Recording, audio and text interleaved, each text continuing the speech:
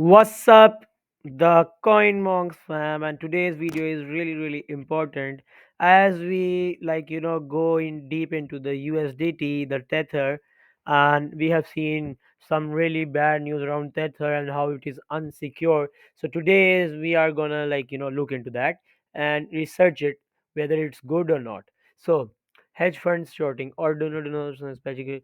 So it says the current, like you see the paragraph, that USDT, there are some hedge funds shorting USDT, and like it's not stable algorithm. So Almeida, the FTX, the famous Almeida has, you know, the hedge fund is shorting BTC to make it like lose its peg, and so Tether offered stable coins that is safe to American dollars, Mexican pesos, Chinese yuan. All of its token are pegged 1 to -1 to their matching fiat currency and are backed 100% by Tether's reserves. USDT is the largest dollar stable coin by the market cap. So you have seen like it's pegged to 1 - 1. So if one goes -1, so it's zero, and it remains at one, and it is converted to the dollar, the current dollar.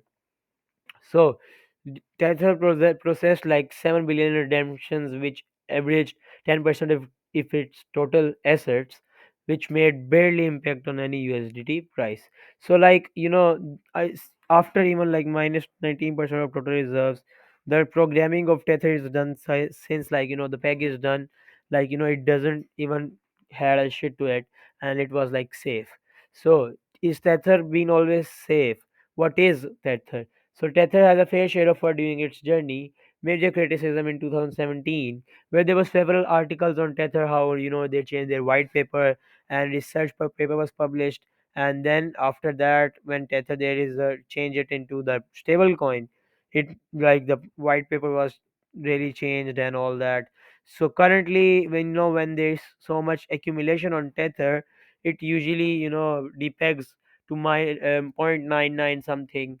But since USDT is not safe, I would recommend you to keep your funds in USDC, which is the safe currency for now, or BUSD, Binance USD. I'll see you guys in the next video. Stay tuned and